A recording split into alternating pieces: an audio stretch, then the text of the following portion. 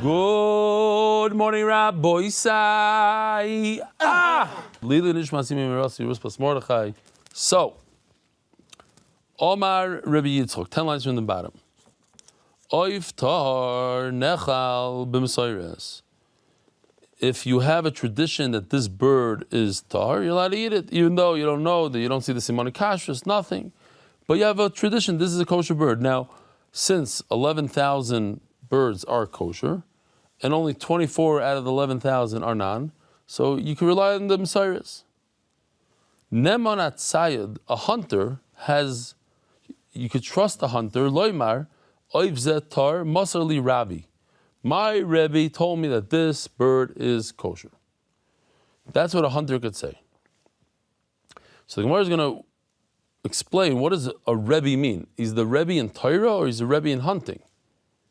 Doesn't even make sense he should be the Rebbe in hunting. But at the end of the day, the Gemara says he's the Rebbe in hunting. He's a hunter Rebbe. He could be a big Amharis, doesn't know how to learn a word. But he's a Rebbe in hunting. And you can rely on him, he tells you what's kosher, what's not. We can only trust him when he knows the names of these birds, of the 24 tummy birds, and he knows what they look like. When you tell me that the hunter says, this is what my Rebbe told me, Rabbi Chacham or Rabbi Tzayir? Are we talking about a Rebbe in Torah or Rebbe in hunting? Tashma, I'll prove it to you, Damar Rabbi Yochanan, Behu, Shebaki Bahen Ubishmesem, that he has to be familiar with them and their names. Now, the Gemara says, how would a Chacham know what they look like? He's a big gadol, he knows how to learn, he knows names, but he doesn't know what they look like, he's never to the zoo. If you're saying he's a hunter, Shapir, makes a lot of sense, he knows what they look like. Rabbi Chacham, I can understand he knows all 24 names by heart, but how would he know what they look like? So it must be that we're talking about a Rebbe who taught him about birds and how to hunt birds, but he's not the Rebbe in Torah. Shmamino. Tanu Rabban, brand new sugya. I remember going to the stores when I go skiing, and you always see these weird eggs. Are these kosher eggs? So based on what the Gemara tells us, one of the simonim, at least from the outside, they look very kosher. Because kad v'chad, it's round on one side, right over here it's round, and sharp over here. So that's what a chicken egg looks like as well. It has a pointy side and a rounder side. These are quail eggs, which should be kosher. Now, how do you know they're quail eggs? Maybe they're eagle eggs. Now, I'm assuming an eagle egg is much larger, but let's say. So you can rely on the guy. The guy tells you, hey, these are quail eggs. Now, if he tells you they're kosher, it's not good. He has to tell you what name. He has to tell you these are quail eggs. Okay? Even in the Alps of Austria, in every place, you could buy eggs from a guy. So here's two things that could be a big problem. What if the chicken died and you remove the eggs from the chicken? That's an avela. That would be also for you to eat midrabanan. There's another problem called a treifa. Treifa is what if a chicken has a defect in its heart, a defect in its lungs, a defect in its sagidin, like we learned the other day. The tendons are ripped. Then that would be also to eat the chicken, but you'll also be also to eat the egg of that chicken midoraisa. So first, the kasha, the question is, so then how do we eat eggs today? Maybe the egg was laid by a mother chicken who has a broken sagid and has a hole in the. Eventually, when they shechted, they toss the chicken away. They say we can't eat it. It's not good for this hechsher. Shalom. So what do? Same question is asked about milk. How could you drink milk from an animal that's treif? Now that's a harder question to answer than the eggs. When it comes to an egg, you can look at the individual egg and say, okay, this is an egg, and it has a roiv or not treif, great. But when it comes to milk, the milk mixes in with other milk, and even though roiv is okay, but within it now, you certainly have one cow that's treif out of the 100, and its milk mixed in with the others, and you're drinking treif milk. Because every cup of milk is going to have a mixture of all the milks. So they deal with it, and we go with roiv, we're not concerned, especially chickens that lay eggs don't have as many problems as the chickens that we eat today. That's what they say. So, ayin sham. Ask the Gemara, how could you eat his eggs? Maybe it came from a bird that's in the list of Tamei birds at 24. Is because the non-Jew tells you it comes from this quail bird. That's tar. And the idea is that something that you can detect and figure out later that he's lying, he's not going to lie about. So since he says it's quail bird, and you could go online and check out this particular picture, ask ChatGPT what this is, or you go to your friend who, it looks like a work of art actually. It looks like somebody drew on it. Givaldik. So, says the Gemara, V'leima shaloif tar. Why does the idol worshiper have to tell him what bird it is, that it's a quail? He should just say it's a kosher bird. No, he could always wiggle his way out of it, and he'll say, oh, I meant another bird. But now that he said it's a quail bird, now he's in a corner, he's not going to lie about it, because you could catch him easy. As the Gemara, why do you rely on the non-Jew? Doesn't every egg have its own simanim, its own signs to tell you that it's kosher? The sign, just like eggs have their own siman, so too fish, or the siman of an egg is like that of a fish. Ask the Gemara right away before we go on. The Torah tells you that a fish has scales, fins and scales. We know eggs don't have fins and scales. Ela what it meant to say is that the caviar, the fish eggs, have similar simanim as an egg. So the kosher caviar would be kad v'chad, as Gemara explains in a second. Eluheim. So I don't know, there's a picture in Sichas Chullin that he explained it like this, that even the way that it lays in the stomach of the fish is like a egg, not a round thing, like in a non-kosher fish. It's like this versus like an egg shape. Not so much that each individual looks like an egg. Zog the Gemara. Elum simoni beitzim, top of Samach Daled Amud Aleph. These are the signs. Kol shekederes va'agul goylas. Every egg has to be round but a circle, meaning a circle could be a flat pancake, could be a circle, but it has to be round and a circle. Rosh echad kad, v'rosh echad chad tahira. If the bottom is circular and the top is pointy, then it's tar. Shnei rosheh kadin or shnei rosheh chadin tmein. If both heads, both sides are pointy, like this. Oh, I didn't show so many pictures in the Hebrew. On the one on the right, both of them are pointy. The one on the left, both of them are round. That's why I wasn't sure if this is a chicken egg. This should be a chicken egg, but it kind of looks. It's points from both sides. It's round on both sides to me. This one is a little pointier. Little point. Okay. I can hear that. So says the Gemara,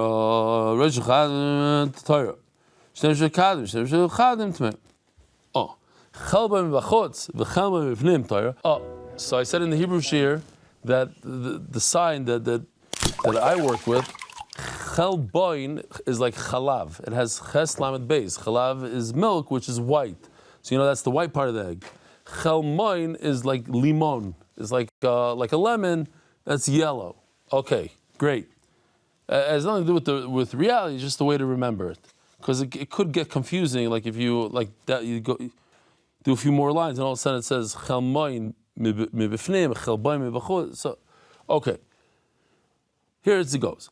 Chelboin mibachutz, the white on the outside. That's like a typical chicken egg. V'chelmoin mibifnim, and the yolk is in the center. Taira. That's great. But if you have the reverse, chelmoin mibachutz, v'chelboin mibifnim tmeya.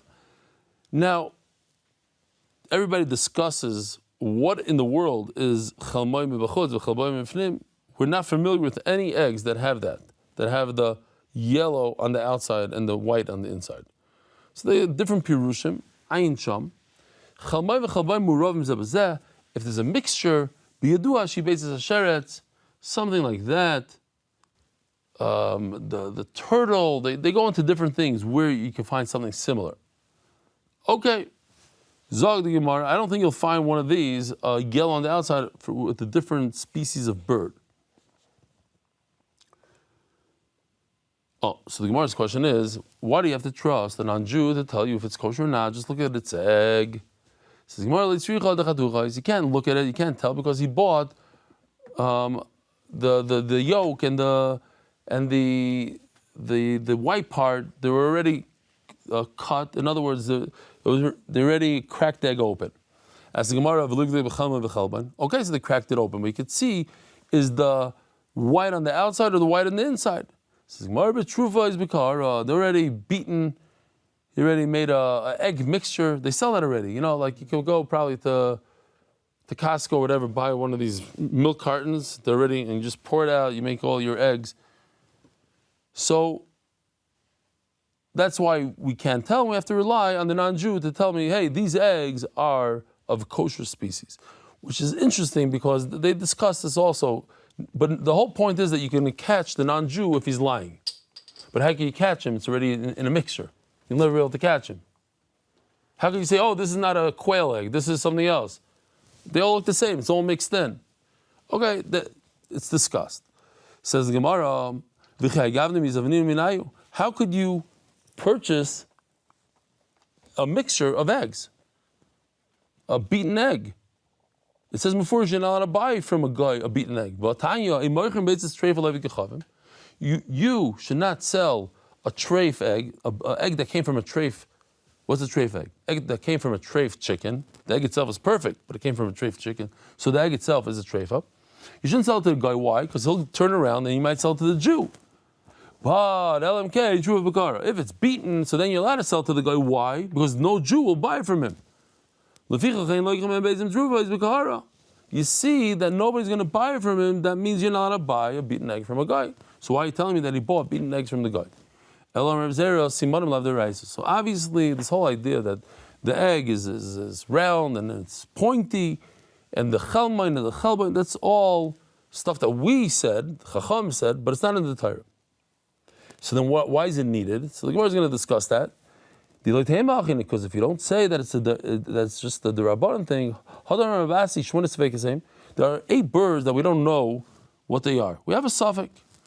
What's the problem? They do see what kind of eggs they lay. If they have the simanim of a kosher bird, then the kosher. See from the fact that the Gemara says that these 8 birds remain a suffix. There's no way to determine whether or not they're kosher birds from their eggs. So then why do we have this brayso that tells us, oh, you should know a kosher egg is round on the bottom and sharp on top, just like a good yeshiva bacher? What's the point? The Gemara is telling us, if you see that they're equal on both sides, they're both pointy, they're both round, then for sure it's treif. Or if the yolk is on the outside and the white is on the inside, this is all these cases are tamei. But reish chad, if one head is pointy, reish chad, and one head is round, that's a good siman. And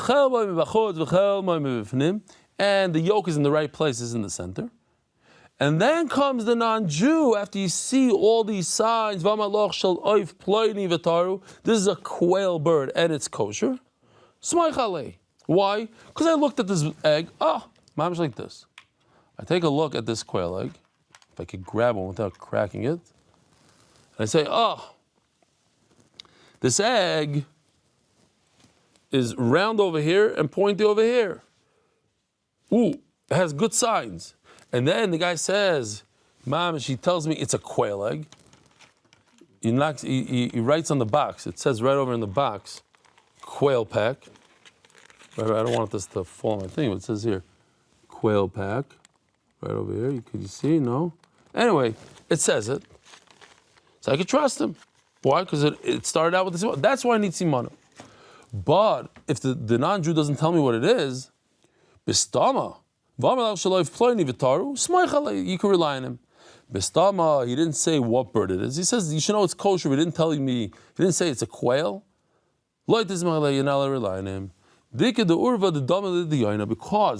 there are the raven birds, which are very similar, here's the video, they're very similar to the pigeon bird. And Mamela, I can't rely on him.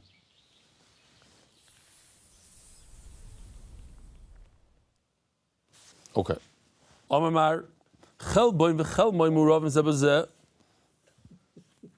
When you have the white and the yellow mixed with each other, now I know which is what, because Israel told me, chelbain is the white, chelbain is the yellow. You should know that this is a non-kosher animal, this is more of a sheretz animal. What's the point? Rikma means that it started developing, the embryo started developing. Once it starts developing, it has the halacha of a sheretz. And therefore, v'nikva kadasha, if the egg has a small tiny hole, the size of a lentil. Now, if I touch the egg, if I touch the shell, I don't become tummy. Oh, let's try it. This is not a good idea, but let me see. Here, nikva, I just did a nekev, the size of a lentil. Now I'm going to touch it. So, since I touched it, and it started developing, so I just touched the sheretz. And a sheretz is metama b'chadasha. It's actually much more than a chadasha, but the opening is a chadasha. So, metama. That's the chiddush here. You should know that you became tummy because you just touched the sheretz. You just touched the egg of a turtle. Mascular vino, maybe it's the egg of a snake. And the egg of a snake is not metama. Why is the egg of a snake not metama? Here we go, here's the eggs of snakes. It's not metama because it's not one of the shmoyne shratzim. Who told me I'm tummy? So what's the nafkamina? Why do you tell me about that? If it's a mix, yellow and white, it's that of a sheretz. Not touching. If you ate it, now you're over. You have to bring a carbon. If somebody warned you, you're over. If somebody didn't, you should bring a chatos. If they warned you not to eat it, you get malchus. There's 3 lavim of eating a sheretz al aretz. Yeah, if it's asra, you get malchus. Should have the same exact isser of eating an egg, even if it's an egg of a chicken. The sanyo, last line on Amud Aleph. The sanyo, call sheretz al aretz. You see this is real. If you have little chicks that their eyes didn't open up and you eat them, you get an aveira for eating a sheretz, even though it's a chicken. But it's a disgusting little chicken. It's a little sheretz chicken. So says the Gemara, no. That's only midrabanan.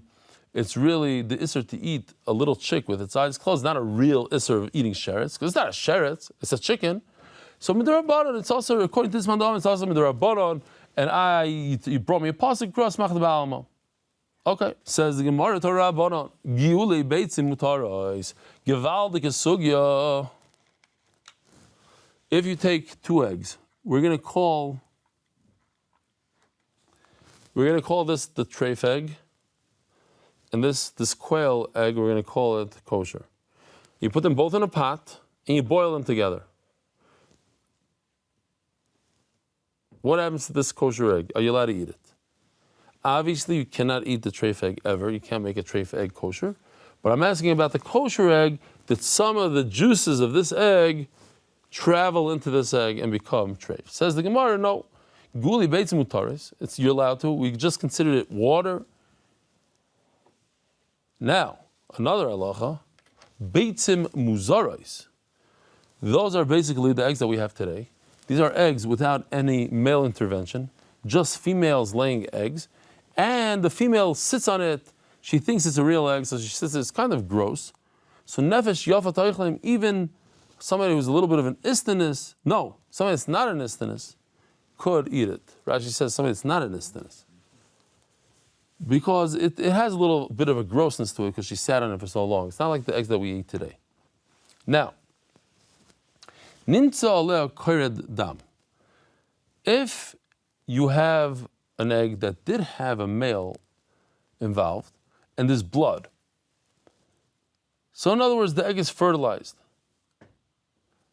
So listen to this. This will be a chiddush gadol that we didn't know before we saw this Gemara, because we're used to taking the egg and throwing it out. It says Gemara, no, zoyrek is adam. You could cut the blood out.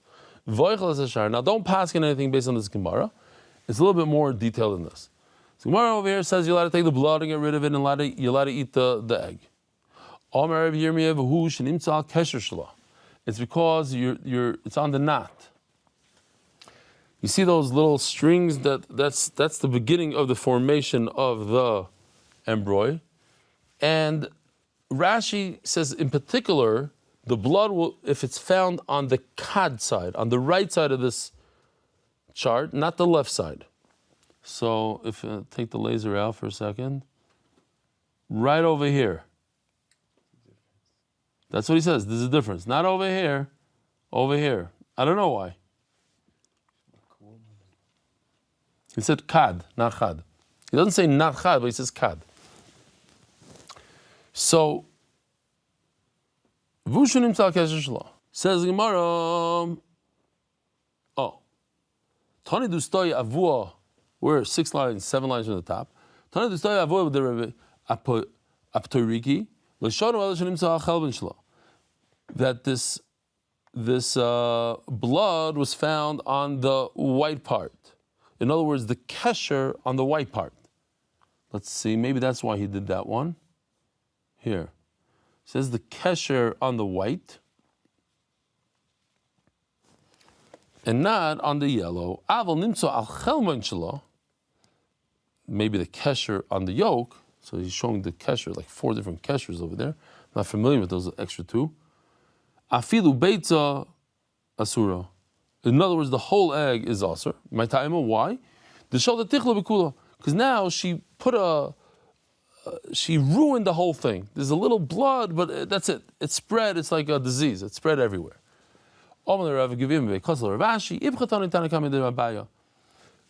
they told Abaya the opposite. That if it's on the yellow, then it's okay, and if it's on the white, it's not okay. And Abaya is the one that flipped it and said, if it's on the white, it's okay. If it's on the yellow, it's not okay. Omar Chizkiya. How do you know that the egg, we know that a tummy bird you're not allowed to eat, how do you know its egg is asur? So says the Gemara, I'm just marking it here, I have to start here from the Israelis. So we know basayana is an ostrich. But it says the daughter of a yana.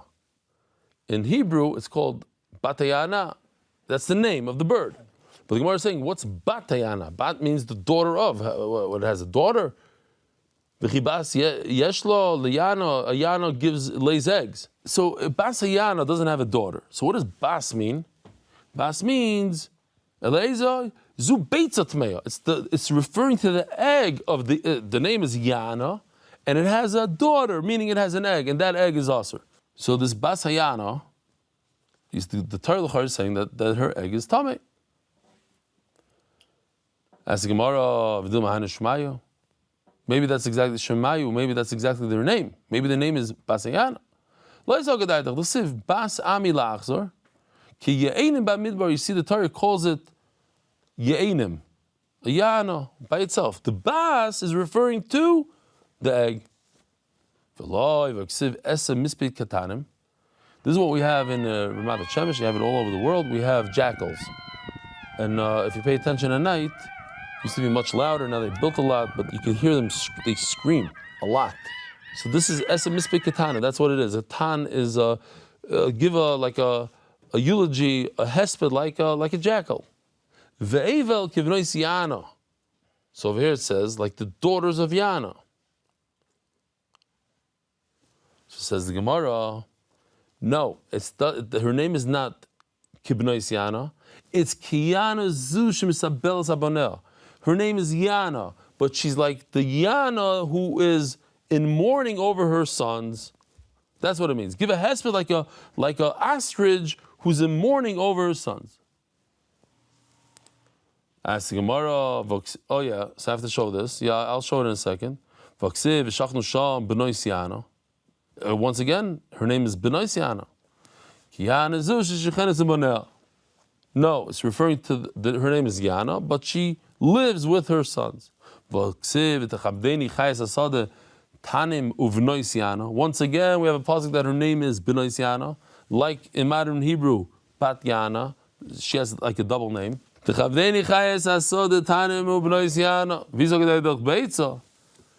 If you think the word bas means the egg, beitzim bas meimar shirahi, egg can't say shira.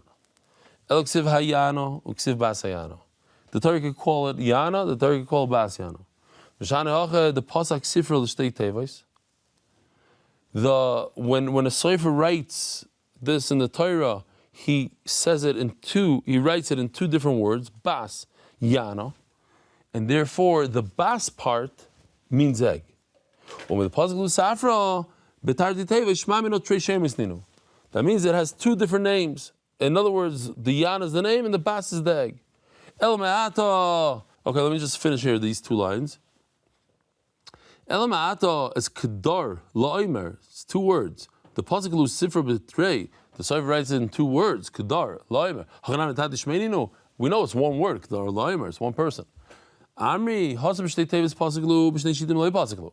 Over there, you write it's two words, but you can't put those two words on two different lines. You can't put Kedar on the end of one line and La'omer on the beginning of the next line. It's not two separate words, it's one name. It's like Gary Ben Moshe. Ben Moshe can't be on two different lines, it has to be together. You can put it on two different lines. Like rebelli. Rebelli is one word. One word. How do you spell rebelli? Like Ben Zion is also two words. Ben Zion. Okay, Rabbi Sai. Can't believe. Hold on. Let's see. 1:40 in the morning. Rabbi Sai, have a wonderful day. Merit the schus of spreading Torah throughout the world. Sponsor a shir today. MDYsponsor.com or sponsor at MDY.com.